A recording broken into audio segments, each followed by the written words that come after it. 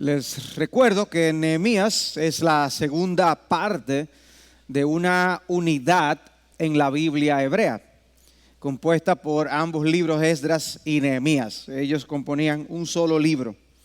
De manera que lo que hallamos aquí en Nehemías no es una historia nueva, sino la continuación de lo anterior.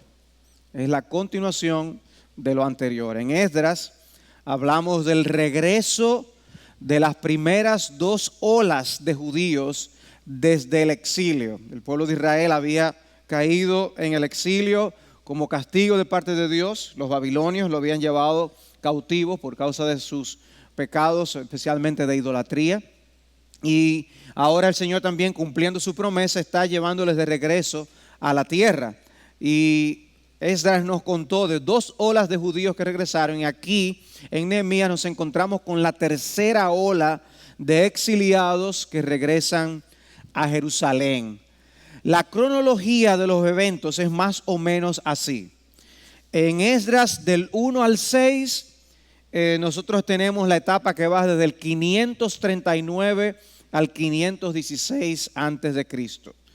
Luego en Esdras, la segunda mitad del 7 al 10, tenemos un evento que ocurre en el año 458 antes de Cristo aproximadamente. Lo que narra Nehemías en la primera parte, o prácticamente el libro completo, del 1 al 12, se ocurrió en el 445, como veremos, narra la reconstrucción de los muros de Jerusalén. Vamos a ver incluso en cuánto tiempo ellos formaron esta reconstrucción de los muros. Y el último capítulo habla de un evento que ocurrió en el 433, cuando Nehemías regresa por segunda vez a Jerusalén. O sea que esa es básicamente la cronología, o sea que es algo que ocurrió no de un sopetón. Nosotros leemos la historia fácilmente, Esdras, Nehemías, y podemos pensar que todo ocurrió bien rápidamente, y no es así. Hemos dividido el libro de Nehemías de la siguiente manera: la reconstrucción de los muros de Jerusalén, capítulos 1 al 6, el regreso del tercer remanente que les acabo de mencionar, pero ahora bajo el liderazgo de Nehemías. Recuerden que anteriormente habíamos visto el primer regreso bajo el liderazgo de Zorobabel y el segundo regreso bajo el liderazgo de ¿quién? Esdras. Ahora tenemos este tercer regreso bajo el liderazgo de Nehemías. En los capítulos 8 al 10, la renovación del pacto, el pueblo se compromete delante de Dios una vez más, y el reasentamiento en Jerusalén en los capítulos 11 y 12, para luego ver las reformas de Nehemías en el capítulo 13, cuando él regresa por segunda vez. La reconstrucción de la nación tomó un poco más de 100 años, posiblemente desde el 539 hasta el 423 aproximadamente. La reconstrucción de los muros entonces está en los capítulos del 1 al 6. Y desde el inicio del libro se nos introduce una problemática que nos atrapa. El libro está escrito de una manera que atrapa nuestra atención, pone suspenso en el ambiente. Uno puede casi ver cómo se inician los argumentos de algunas de esas películas o alguna novela que estamos leyendo, que inmediatamente nos plantea una problemática. Dice en el versículo 1 de Nehemías capítulo 1: palabras de Nehemías, hijo de Acalías. Aconteció que en el mes de Quisleu, en el año 20, estando yo en la fortaleza de Susa, vino Ananí, uno de mis hermanos, con algunos hombres de Judá. Y les pregunté por los judíos, los que habían escapado y habían sobrevivido a la cautividad, y por Jerusalén. Y me dijeron: el remanente, los que sobrevivieron a la cautividad allí en la provincia, están en gran aflicción y oprobio. Y la muralla de Jerusalén está derribada y sus puertas quemadas a fuego. Y cuando oí estas palabras, me senté y lloré e hice duelo algunos días. Y estuve ayunando y orando delante del Dios del cielo. O sea, así comienza el libro. Nos plantea a un hombre sensible que se quebranta ante las noticias de que su gente no estaba bien, de que Jerusalén no estaba en buenas condiciones. Y él reacciona, dice que por varios días, con una tristeza que embarga su corazón. La identidad de este hombre con el estado de su pueblo es algo que le afecta grandemente. Una ciudad sin muros en aquellos días era una ciudad insegura. Y así estaba Jerusalén. Muchos no querían mudarse a Jerusalén por esa razón, porque era una ciudad abierta, expuesta a cualquier invasor. Esa inseguridad, por lo tanto, hacía que la ciudad se mantuviera todavía como abandonada, no estaba siendo cuidada, protegida, no era algo que buscaban los judíos restablecerse allí mientras no hubiera ese muro de protección y contención.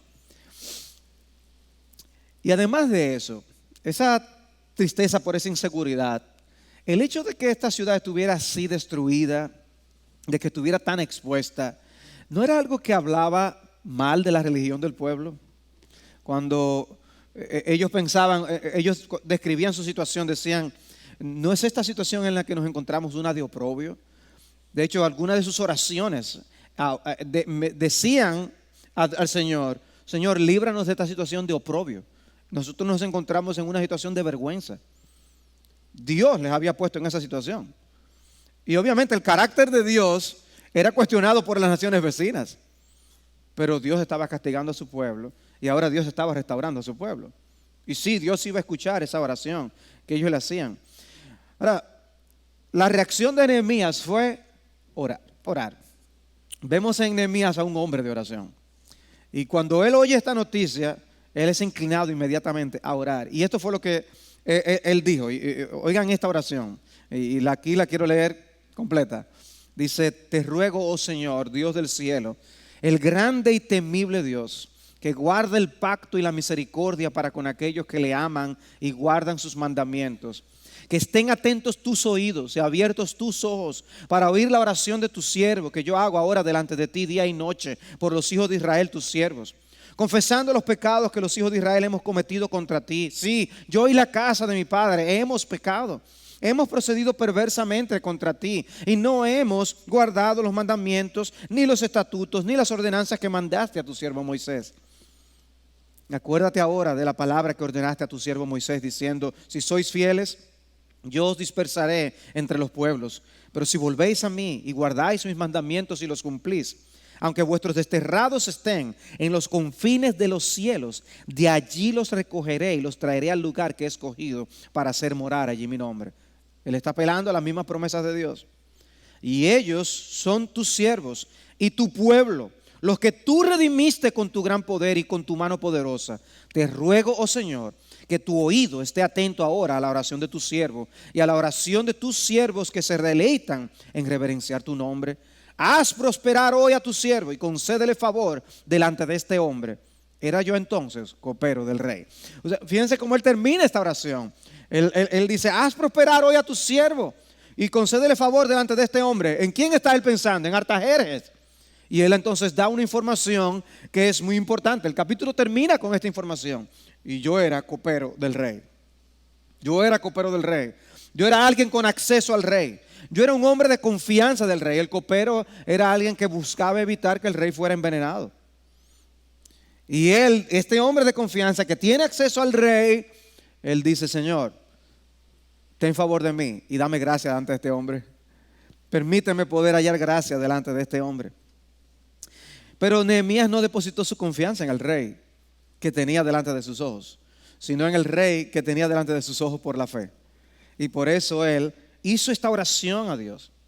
Una oración que contiene la información de que Dios es fiel al pacto, de que Dios escucha las oraciones de los suyos, de que Nehemías oraba día y noche por los hijos de Israel. Dice, yo oraba continuamente. Él dice, a Dios le dice el argumento, Señor, tú sabes que yo oro día y noche. A Dios le dice él eso. Su oración incluía confesión de pecados, que volveremos a ver en el libro. Nehemías cita palabras de promesas de Dios y su advertencia de que iban a ser desterrados, pero Dios lo volvería a traer, argumentando en base a lo que Dios mismo ha dicho. La promesa divina que Nehemías cita es esa referente a hacerlo volver a morar allí para siempre. Y dice, su oración concluye pidiendo gracia delante del rey. El capítulo 2, ¿qué nos da? O cómo Dios responde esa última petición. Dios le dio gracia. Y dice en el capítulo 2, versículo 1, aconteció que en el mes de Nisán, en el año 20 del rey Artajerjes, estando ya el vino delante de él, tomé el vino y se lo di al rey. Yo nunca había estado triste en su presencia, oigan eso. Y el rey me dijo, porque lo notó, ¿por qué está triste tu rostro?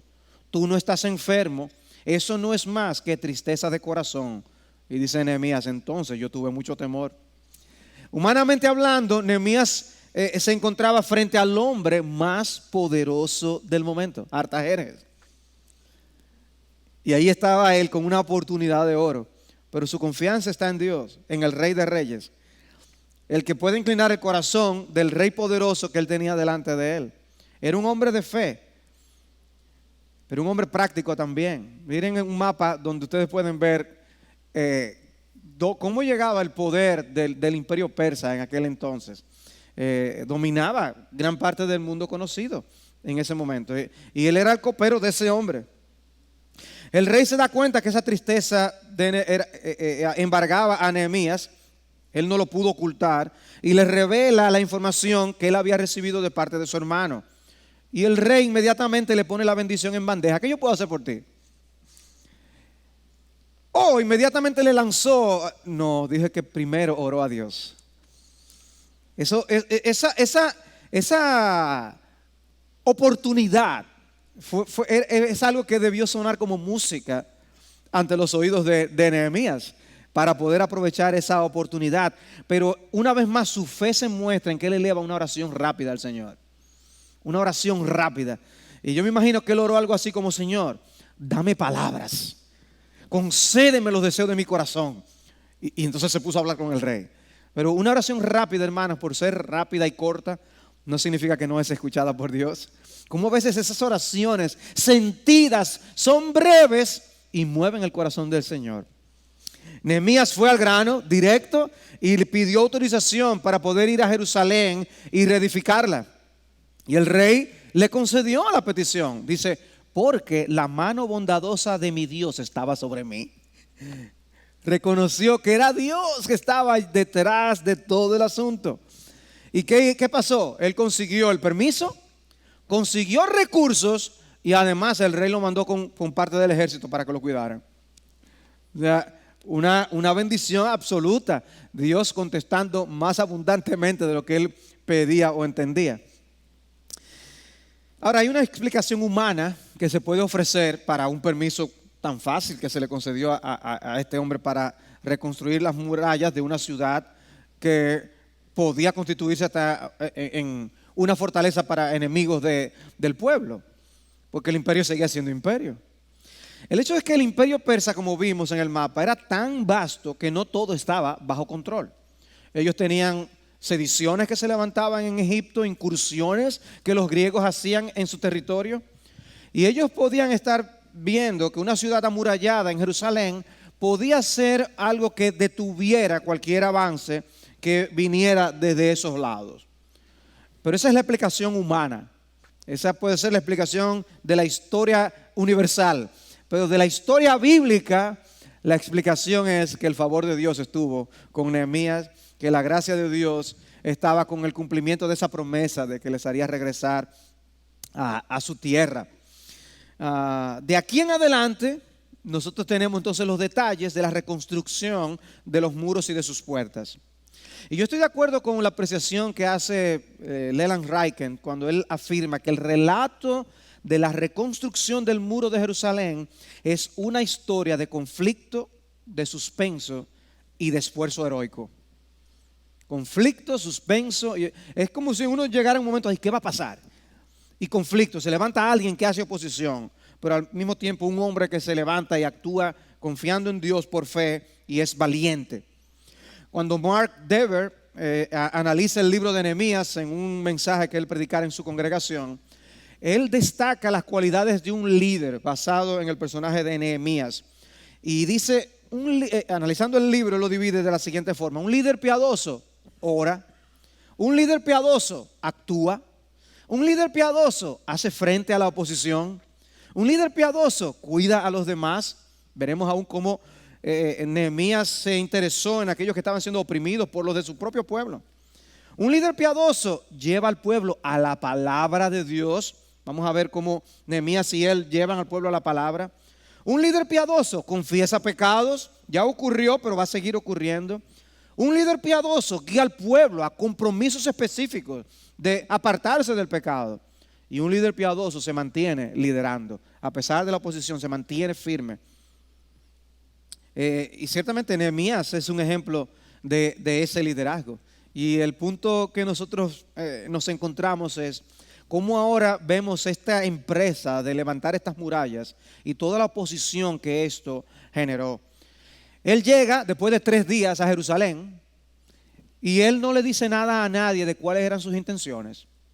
Él llega y dice que se puso a dar un paseo de noche a caballo y salió a dar una vuelta por donde estaban las murallas, a ver cómo estaba la situación. De noche, la verdad es que él no quiso ni siquiera ir acompañado de algunos de los oficiales que habían regresado con él a Jerusalén. Y dice en Nehemías 2:17, entonces les dije, después de hacer esta inspección, vosotros veis la mala situación en que estamos. Era mala, dijo Nehemías, la situación es mala. Que Jerusalén está desolada y sus puertas quemadas a fuego. Pero él dice, venid, reedifiquemos la muralla de Jerusalén para que ya no seamos un oprobio. Dice, vamos a quitar nuestra afrenta, vamos a levantar estas murallas. Y él tiene palabras de aliento. El escenario era malo, pero un buen líder que levantó el ánimo del pueblo en medio de esa condición. Eso era Nehemías. ¿Y qué hizo el pueblo? Respondió con ánimo, respondió con una nueva determinación. Dice que dijeron, levantémonos y edifiquemos. Vamos a hacer la obra. Bien, estamos contigo. Algunos de los que trabajaron se animaron tanto que no solo trabajaron en una sección de los muros, sino en 2 secciones de los muros. Y era mucho trabajo. Pero la obra la hicieron rápidamente. Pero como les decía, no solo hay este suspenso, uno imaginarse a Nehemías cabalgando de noche, revisando las murallas, sino que también hubo oposición. Nos topamos con conflicto. Aparecen en escena Sanbalat, Tobías y Gesem, el árabe. O sea, los árabes parece que eran belicosos de aquel momento. Y ellos procuran detener la obra. Y lo primero que hacen es burlarse con menosprecio de ellos, buscando la manera de opacarlos, de hacerles sentir mal. Luego empiezan a hacer sugerencias de que las motivaciones por lo que estaban haciendo eran incorrectas, eran indignas. Ustedes se están rebelando contra el rey. Cuidado si eso es lo que ustedes están haciendo. De que vienen con permiso del rey, pero lo que quieren es sublevarse. Y Nehemías los confronta valientemente y les dice, versículo 20, yo les respondí, les dije, el Dios del cielo nos dará éxito. Por tanto, nosotros sus siervos nos levantaremos y edificaremos. Pero vosotros no tenéis parte ni derecho memorial en Jerusalén. Ustedes son los que no tienen nada que ver con esto. Pero nosotros vamos a seguir hacia adelante con la obra. Los enemigos parece que no tomaron muy en serio esa determinación que Nehemías les demostró, quizá pensando que ellos no lo iban a lograr, no lo iban a hacer. Pero cuando vieron que el asunto iba en serio, entonces ellos se encolerizaron, se enojaron. Y la estrategia que entonces usó Sanbalat fue tratar de provocar los ánimos de los suyos y de Samaria, levantando los ánimos de otros para oponerse, que se opusieran a la obra. Y ellos hacían preguntas como, ¿harán ellos revivir las piedras de los escombros polvorientos aún quemadas? Dice, ¿podrán esta gente? Y Tobías dice que se burlaba de la calidad del trabajo. Ahí brinca una zorrita y se va a caer ese muro. Pero todos esos reportes que llegaban a los oídos de ellos, y Nehemías se vuelve a Dios en oración. Una vez más, el hombre de oración. Le vemos en el capítulo 4, versículo 4, diciendo, oye, oh Dios nuestro, cómo somos despreciados. Devuelve su oprobio sobre sus cabezas y entrégalos por despojo en una tierra de cautividad, que sean ellos llevados cautivos para que ellos vean lo que es. No perdones su iniquidad, ni su pecado sea borrado de delante de ti, porque han desmoralizado a los que edifican. Estaban quitándole el ánimo a los que estaban trabajando. Y Nehemías vio esto como una amenaza. Pero la obra continuaba y llegó hasta la mitad en la altura donde debían de llegar. ¿Y qué ocurrió con los enemigos? Se enojaron todavía más, porque veían que la obra seguía caminando. Y entonces empezaron a conspirar para impedir que el trabajo se completara. ¿Y qué hizo entonces Nehemías? Orar. Dice Nehemías 4:9, entonces oramos a nuestro Dios y para defendernos montamos guardia contra ellos de día y de noche. Oraron y hacían guardia. Y después dice en el versículo 16, y sucedió que desde aquel día la mitad de mis hombres trabajaban en la obra, mientras que la otra mitad portaba lanzas, escudo, arcos y coraza. No eran todos trabajando, la mitad con guardia. Y los capitanes estaban detrás de toda la casa de Judá. Los que reedificaban la muralla y los que llevaban cargas, llevaban la carga en una mano trabajando en la obra y en la otra empuñaban un arma. Este líder era piadoso y práctico. Piadoso y práctico. Y dice luego en el versículo 21, hacíamos el trabajo con la mitad empuñando lanzas desde el despuntar del alba hasta que salían las estrellas. Se mantenían con una mitad del grupo montando guardia. De manera que vemos una hermosa combinación de fe, de responsabilidad y de valentía. Un gran ejemplo para nosotros. Pero algunos empezaron a tener miedo. Y dice que Nehemías vio que el pueblo empezaba a tener temor. Y dijo, cuando yo vi su temor, versículo 14, me levanté y dije a los nobles, a los oficiales y al resto del pueblo, no les tengáis miedo, acordaos del Señor que es grande y temible y luchad por vuestros hermanos, vuestros hijos, vuestras hijas, vuestras mujeres y vuestras casas. Dice, no les tengan miedo. ¿Quién es más grande? Dios es más grande. Pero nos avergüenza escuchar lo que los seguidores de dioses falsos muchas veces están dispuestos a hacer. ¿No fue lo que ocurrió ahora en la matanza en París? ¿Qué era lo que decían? Que Alá es grande y hacían lo que hacían. La pregunta que nos tenemos que hacer es, nuestro Dios es el verdaderamente grande y nosotros ¿qué estamos dispuestos a hacer? Si tu Dios es tan grande, ¿qué estás dispuesto a hacer? Eso que está apelando Nehemías aquí. No le tengan miedo. Nosotros servimos al Dios grande y temible. Ese es tu Padre celestial. Y la verdad es que el libro contiene muchas frases que manifiestan la intención del autor de darle gloria a Dios, de llevar el foco de atención a Dios.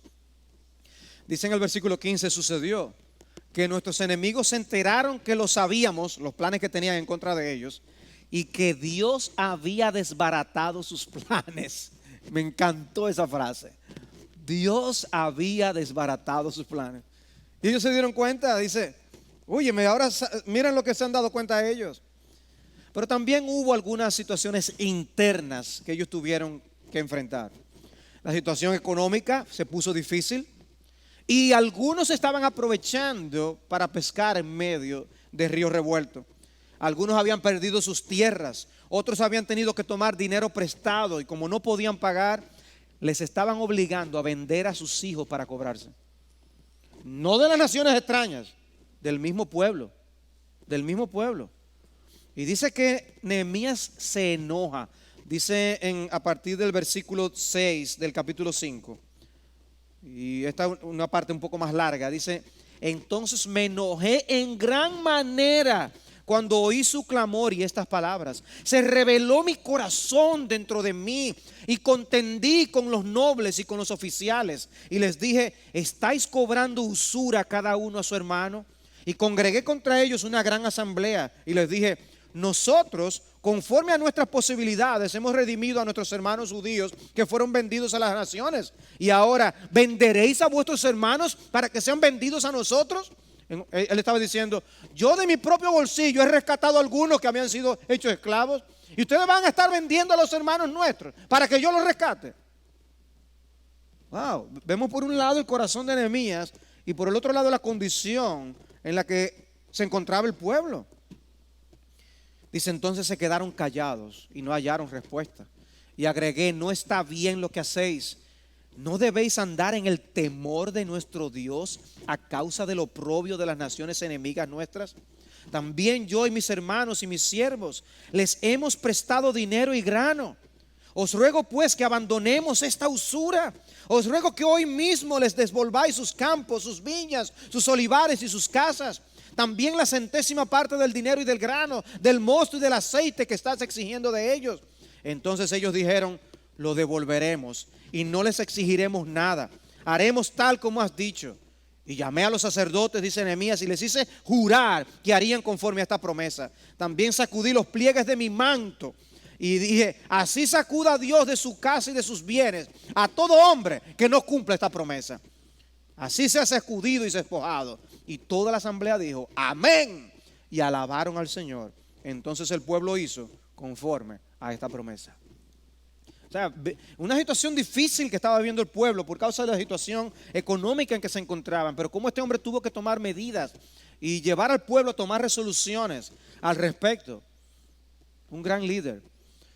Como él mismo tuvo que poner de su bolsillo. Tuvo que hacer arreglos para que hubiera préstamos sin intereses. Y como él habla de que él no usó su posición para agrandar su propio bolsillo. Y dice el versículo 15 que los gobernadores anteriores que me precedieron, dice Nehemías, él como gobernador, grababan al pueblo y tomaban de ellos 40 siclos de plata, además del pan y del vino. También sus sirvientes oprimían al pueblo, pero yo no hice así a causa del temor de Dios. A causa del temor de Dios. Dice: ¿por qué yo soy diferente? ¿Por qué yo no hago lo mismo? Por el temor de Dios. Porque yo temo a Dios. El temor de Dios hace una diferencia, amados. El temor de Dios nos debe llevar a actuar diferente a como la gente actúa. El temor de Dios nos debe llevar a tomar primero el ojo de Dios, viéndonos en todo cuanto hacemos, pensamos y las actitudes del corazón. El temor de Dios es vivir consciente de su presencia siempre. Pero los enemigos, sin embargo, no permanecieron tranquilos y querían encontrar la manera de deshacerse de Nehemías. Trataron de persuadirle que se reuniera con ellos con el fin de hacerle daño. Pero Nehemías se dio cuenta y dice el texto que ellos insistieron 4 veces y Nehemías se rehusó. Y en la 5ª ocasión ellos le enviaron la siguiente nota: se ha oído entre las naciones y Gasmu dice que tú y los judíos estáis tramando rebelaros. Por eso reedificas la muralla. Y según estos informes, tú vas a ser su rey. Tú lo que quieres es ser rey, Nehemías. Y Nehemías le responde y dice: entonces les envié un mensaje diciendo: no han sucedido estas cosas que tú dices, sino que las estás inventando en tu corazón. Porque todos ellos querían amedrentarnos pensando: ellos se desanimarán con la obra y no será hecha. Y entonces inmediatamente Nehemías ora a Dios: ahora, oh Dios, fortalece mis manos. Dice: ellos están haciendo todo eso. ¿Y qué hace el siervo de Dios una vez más? Buscar el rostro de Dios en oración. Un hombre de oración. Luego se topa con uno que le dice una profecía. Una profecía que decía que él tenía que esconderse en el templo porque lo querían matar. Y querían que Nehemías se intimidara, se asustara y que fuera visto como un cobarde. Lo que realmente había pasado era que Tobías y Sanballat le habían dado dinero a un supuesto profeta para que dijera esa profecía. Y Nehemías se da cuenta y dice: entonces me di cuenta de que ciertamente Dios no lo había enviado, sino que había dicho su profecía contra mí porque Tobías y Sanballat le habían pagado. Le pagaron por esta razón, para que yo me atemorizara y obrara de esta manera y pecara, y ellos tuvieran un mal informe de mí y pudieran reprocharme. ¿Qué quería Nehemías? Seguir manteniéndose como un hombre irreprochable delante del pueblo, sin tacha, irreprensible. Inmediatamente después de esto se dice que el trabajo había concluido. Y dice el versículo 15 del capítulo 6: la muralla fue terminada el 25 del mes de Elul en 52 días. Para aquellos días eso era impresionante. Una involucración de todas estas personas para poder llevar a cabo esta obra. Y tenemos una gráfica con la ciudad de Jerusalén. Esa no es. Es la gráfica donde aparece el diagrama de Jerusalén. No sé si fue que no la pudieron captar. Aparece la ciudad de Jerusalén con unas murallas. Bueno, no la tienen. Ok. Se quedó para después. El hecho es que si ustedes ven en un mapa la ciudad de Jerusalén, queda de un tamaño, imagínense, como este. Cuando ellos reconstruyen a Jerusalén, queda reducida como a este tamaño. O sea, ellos rehacen la muralla y hay una parte de la ciudad vieja que queda fuera, queda reducida en tamaño. Y ahí es donde todos ahora se meten. No es que era pequeña, pero comparativamente para como era en los días de su esplendor, era mucho más pequeña. Y dice al final, que es interesante, que los enemigos aún, dice Nehemías, reconocieron que esa obra había sido hecha con la ayuda de nuestro Dios. Qué testimonio, qué testimonio. Luego nos encontramos con el capítulo 7, que es el regreso del tercer remanente, que yo les había hablado bajo el liderazgo de Nehemías. Y es algo que podemos mencionar brevemente. La primera parte se concentró entonces en los eventos relacionados con la reconstrucción del muro. De aquí en lo adelante, el libro se concentra en la reconstrucción moral del pueblo. Entonces me está quitando. De aquí en adelante se concentra en la reconstrucción moral del pueblo, en la vida de la nación, en la vida de dependencia de Dios, en el temor de Dios. Pero este capítulo tiene la lista de los que vinieron con Nehemías en la tercera ola del remanente de Israel. Recuerden, las primeras dos olas en el libro de Esdras. Esta tercera ola en el libro de Nehemías. Pero antes se nos informa que Nehemías dejó a cargo de la ciudad a su hermano Ananí y a Ananías. Ustedes recuerdan que él había prometido a Artajerjes que él iba a regresar. Él no se iba a quedar. Él estuvo trabajando en todo esto hasta que los muros fueron completados. Y luego él regresa. Ahora él deja a su cargo a Ananí y a Ananías. Ananías de él se dice porque este era hombre fiel y temeroso de Dios más que muchos. ¿Por qué fue escogido este hombre? También por su temor de Dios. Y luego tenemos una lista muy amplia con los nombres de los que vinieron con Nehemías para quedarse. Tenemos en los capítulos 8 al 10 la renovación del pacto, que es una sección central en la historia. La reubicación de los judíos a una tierra extraña en Babilonia pudo haber causado un abandono de los principios que le unificaban anteriormente. Y no hay que trabajar solamente en la reconstrucción de la ciudad y de los muros, había que trabajar en la reconstrucción moral de los pobladores también. ¿Cómo estaban ellos? ¿Habían abandonado los principios por los que debían de vivir? Y es aquí que Esdras vuelve a hacer su aparición. Y aparece que ocurre un avivamiento nacional cuando Esdras lee la ley de Dios. Dice en el capítulo 8, versículo 1, se reunió todo el pueblo como un solo hombre en la plaza que estaba delante de la puerta de las aguas. Y pidieron al escriba Esdras que trajera el libro de la ley de Moisés que el Señor había dado a Israel. Entonces el sacerdote Esdras trajo la ley delante de la asamblea de hombres y mujeres y de todos los que podían entender lo que oían. Era el primer día del mes séptimo y leyó en el libro frente a la plaza que estaba delante de la puerta de las aguas desde el amanecer hasta el mediodía. O sea que, señores, un culto de horas que sea de una hora y piquito, eso no sabe a nada. Desde el amanecer hasta el mediodía leyendo, en presencia de hombres y mujeres y de los que podían entender. Y los oídos de todo el pueblo estaban atentos al libro de la ley. ¡Wow! Hermanos, aquello fue un obrar del Espíritu de Dios. Un obrar del Espíritu de Dios. Y el impacto del ministerio de la palabra fue inmediato.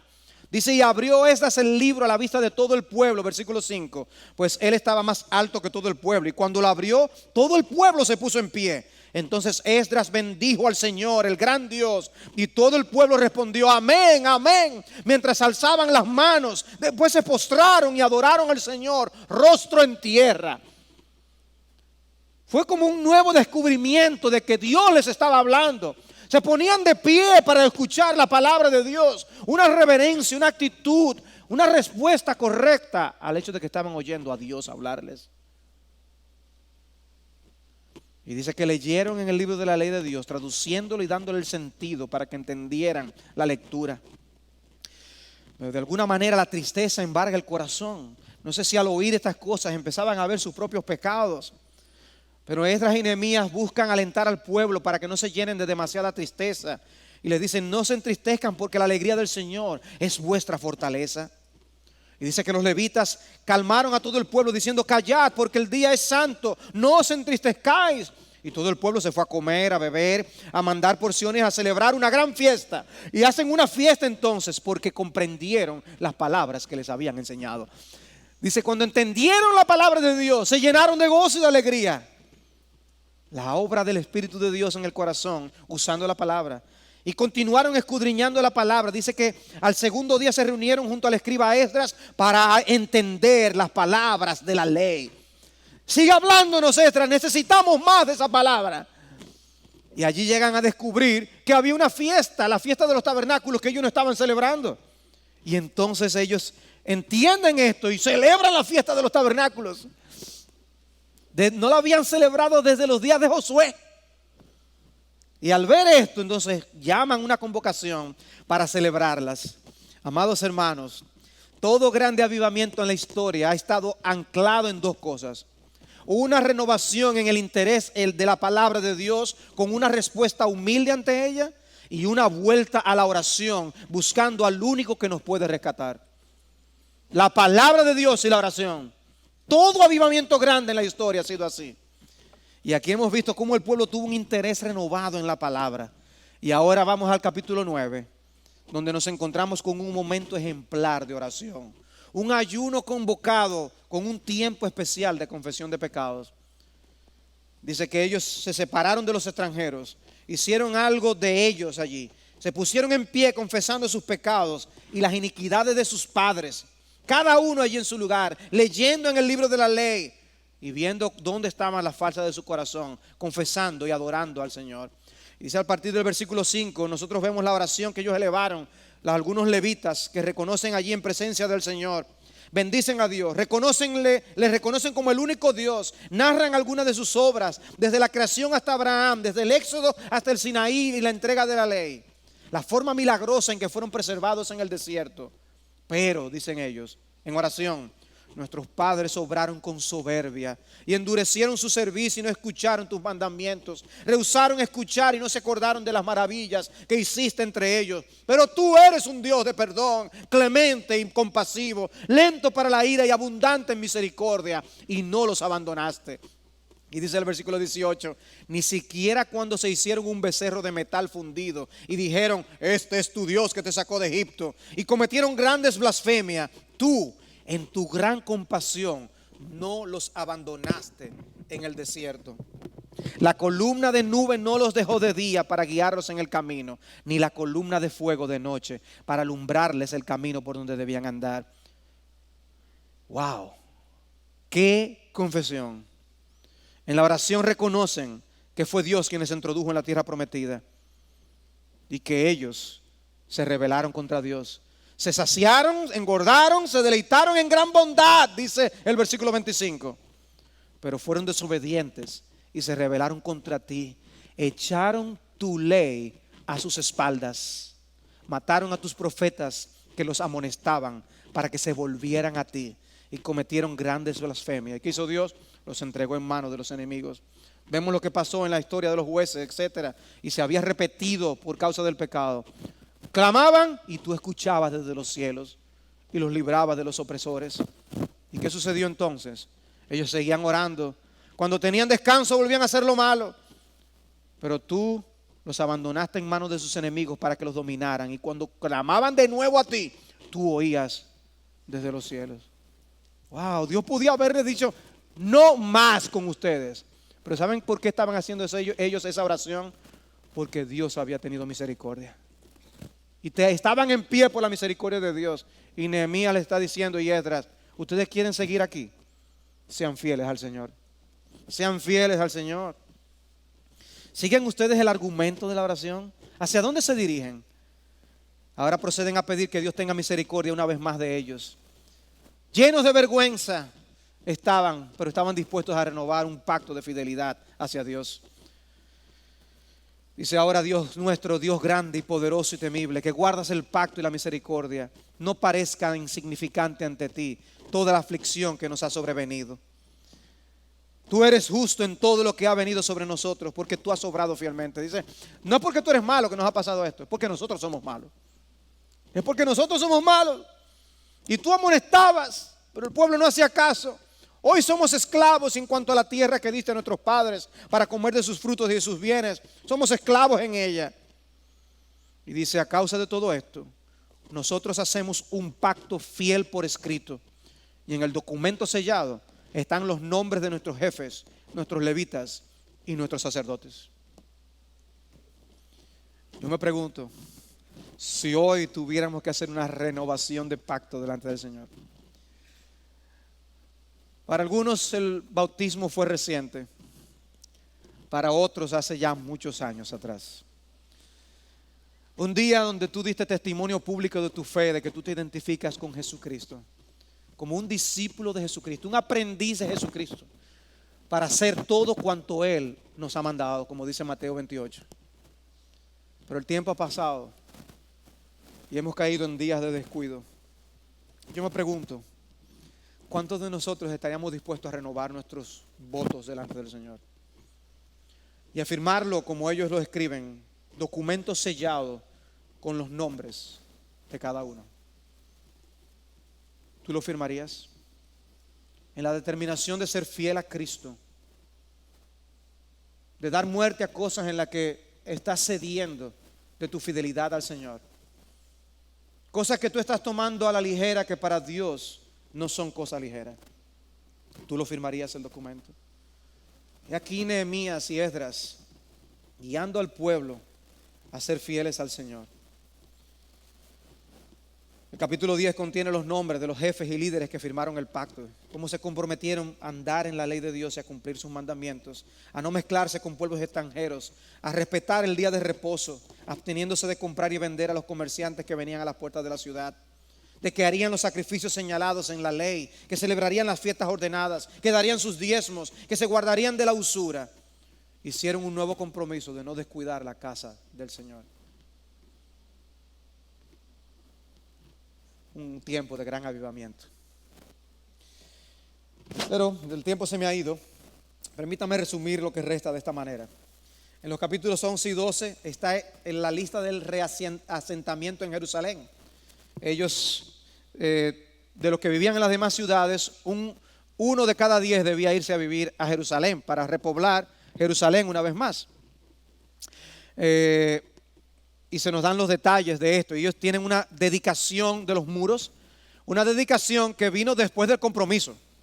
Ellos no hicieron al revés, celebrar la reedificación de los muros para después comprometerse con Dios. No, ellos primero se comprometieron con Dios. Y ok, ahora vamos a celebrar los muros, porque lo más importante era el compromiso con el Señor. Y luego tenemos las reformas del capítulo 13, al final, que nos recuerda lo siguiente. Ya pasaron algunos años. Nehemías regresa donde Artajerjes y después de un tiempo le pide ya permiso para irse a vivir a Jerusalén. Y cuando él llega, él se encuentra que habían dado marcha atrás a muchas cosas. ¿Se recuerdan de Tobías? A Tobías le dieron un lugar especial en el templo. Estaba viviendo en el templo. Y Tobías era un moabita. Los moabitas eran enemigos del pueblo de Israel. Dice que por la razón de no haber dejado pasar al pueblo de Israel, nunca un moabita debía entrar dentro de la casa de Dios. Y Nehemías llega, entonces dice, no, esto hay que ponerlo en orden. Sacó todos los corotos de Tobías para que no estuviera allí en el medio. Eso aparece allí en el capítulo 13. Y luego él da directrices de cómo ellos habían vuelto a caer en algunos de los pecados que se habían comprometido anteriormente no hacer, y vuelven y caen. El hecho es, amados hermanos,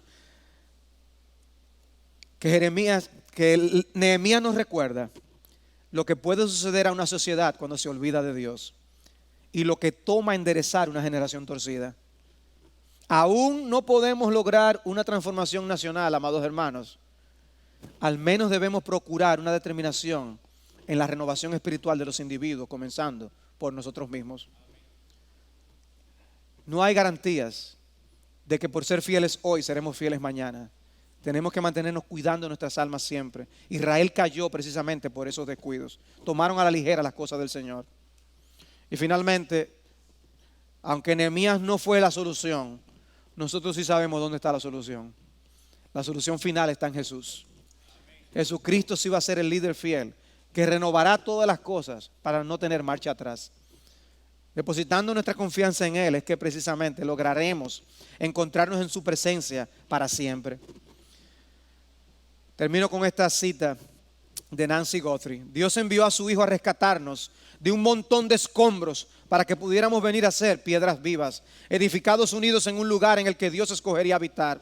Edificados hermosamente en el huerto del Edén, nuestras vidas fueron desmanteladas y quebrantadas por el pecado. Estamos en ruinas. Por esto Dios envió a un constructor más grande que Nehemías, un restaurador más grande que Nehemías, uno cuyo corazón estuviera quebrantado como el de Nehemías al ver el estado de ruina del pueblo que amaba y el lugar en que quería vivir. Jesús vino a nosotros, ubicándose a sí mismo en la mugre y el fango de la tierra para realizar el trabajo que se necesitaba para rehacernos de los escombros. Él edificaría su iglesia, compuesta por piedras vivas, y los poderes del infierno no serán capaces de penetrar sus murallas.